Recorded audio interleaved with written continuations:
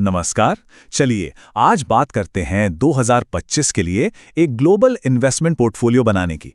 हम दुनिया भर के अलग-अलग मार्केट्स में रियल एस्टेट और स्टॉक्स के जो नए ट्रेंड्स हैं उन्हें समझेंगे और देखेंगे कि आखिर इन्वेस्टमेंट की दुनिया का भविष्य कैसा दिख रहा है।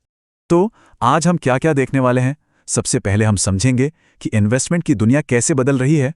फिर हम दुबई और भारत के रियल एस्टेट मॉडल्स को आमने सामने रखेंगे। इसके बाद अमेरिका और वियतनाम के स्टॉक मार्केट्स की तुलना करेंगे और फिर देखेंगे कि एआई कैसे इन्वेस्टमेंट के गेम को बदल रहा है। और आखिर में इन सब को मिला के एक स्मार्ट ग्लोबल स्ट्रैटेजी बनाएंगे। आज के ज़माने में अपने सारे पैसे सिर्फ एक ही देश में लगाना, जानते हैं कैसा है? ये कुछ ऐसा है कि आप मौकों के पूरे समंदर को छोड़कर बस एक छोटे से तालाब में मछली पकड़ रहे हों। अब स्मार्ट निवेशक सरहदों के पार देख रहे हैं, क्योंकि ग्लोबल डाइवर्सिफिकेशन ही एक मजबूत पोर्टफोलियो की असली पहचान है। जरा सोचिए, पिछले कुछ सालों में ग्लोबल कैपिटल का एक बहुत बड़ा हिस्सा उभरते हुए बाजारों की तरफ गया है। इसने ट्रेडिशनल इन्वेस्टमेंट के सारे समीकरण ही बदल दिए हैं। इन्वेस्टर्स अब उन जगहों की तलाश में हैं जहां ग्रोथ की सबसे ज्यादा गुंजाइश हो, और पैसा भी ठीक वहीं जा रहा है। चलिए अब जरा जमीन से जुड़ी बात करते हैं, मतलब रियल एस्टेट की। हम दो बिल्कुल अलग लेकिन तेजी से बढ़ते बाजारों, दुबई और भारत के इन्वेस्टमेंट मॉडल्स को समझेंगे। मौके दोनों जगह हैं, लेकिन उन्हें पाने के तरीके बहुत बहुत अलग हैं। इन दोनों मॉडल्स में जो फर्क है वो वाकई में बहुत दिलचस्प है। एक तरफ है दुबई, जहां आपको प्रॉपर्टी खरीदने के लिए मोटी रकम चाहिए, लेकिन ये दुनिया के सबसे अमीर इन्वेस्टर्स को अपनी तरफ खींचता है, क्योंकि यहां किराए या मुनाफे पर जीरो टैक्स है। और दूसरी तरफ है भारत का फ्रैक्शनल ओनरशिप मॉडल, जो किसी को भी 10-25 लाख जैसी छोटी रकम से प्रीमियम कमर्शियल प्रॉपर्टी का हिस्सेदार बना देता। और ये आंकड़े दुबई को और भी ज्यादा आकर्षक बनाते हैं।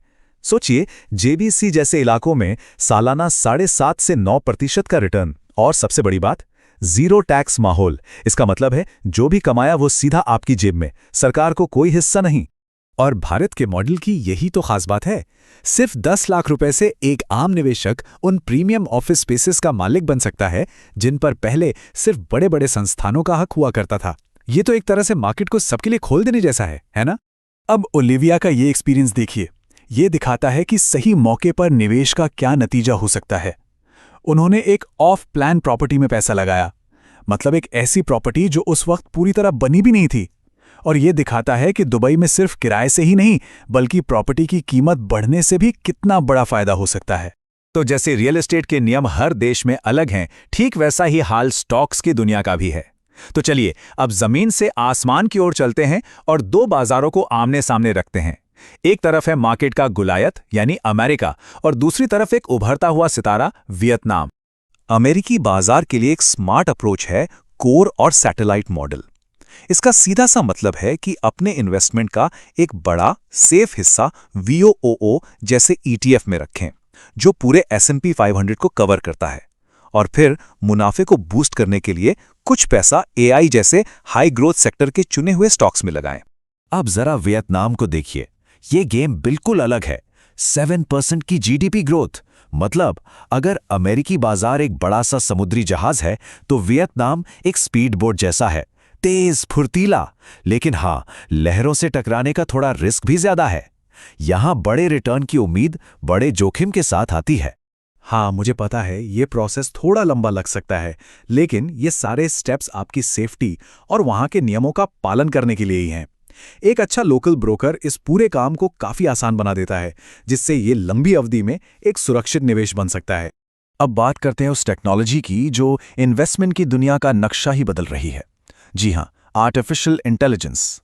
ये अब कोई साइंस फिक्शन नहीं है, बल्कि एक ऐसा पावरफुल टूल बन चुका है जो मार्केट के उतार चढ़ाव का अंदाजा लगाने में माहिर होता जा रहा है। ये फ्लो चार्ट देखने में कॉम्प्लेक्स लग सकता है, पर है बहुत सिंपल। देखिए, एक तरफ से एआई सारा कच्चा डेटा लेता है, स्टॉक की कीमतें, ताज़ा खबरें, सोशल मीडिया पर क्या चल रहा है, सब कुछ। फिर बीच में वो इन सब में से पैटर्न सीखता है, और दूसरी तरफ से एक भविष्यवाणी निकालता है। ये ऐसा है जैसे आप सिर्फ एक लहर नहीं, बल्कि पूरे समंदर का विश्लेषण करके तूफान का अंदाजा लगा रहे हो।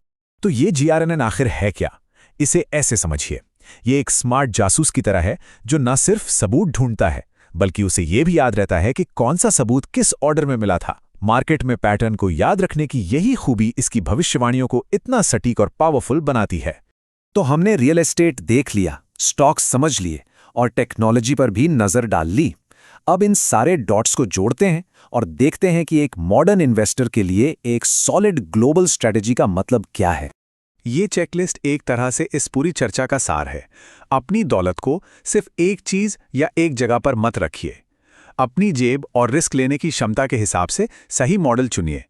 अपने पोर्टफोलियो को ETF से स्थिरता और कुछ चुनिंदा स्टॉक से ग्रोथ का बैलेंस दीजिए। और हाँ, AI जैसी नई टेक्नोलॉजी से अपडेटेड रहिए।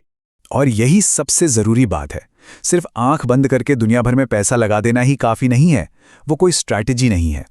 असली स्मार्टनेस ये समझने में है कि आप कहां, क्यों और कैसे इन्वेस्ट कर रहे हैं। तो हम आपको इसी सवाल के साथ छोड़े जाते हैं। जैसे जैसे दुनिया के बाजार और करीब आ रहे हैं, हर इन्वेस्टर को ये सोचना ही होगा। अपने लिए सवाल का जवाब ढूंढना सिर्फ कामयाबी की चाबी नहीं है, बल्कि ये आपके पूरे फाइनेंशियल फ्यूचर का कंपास है।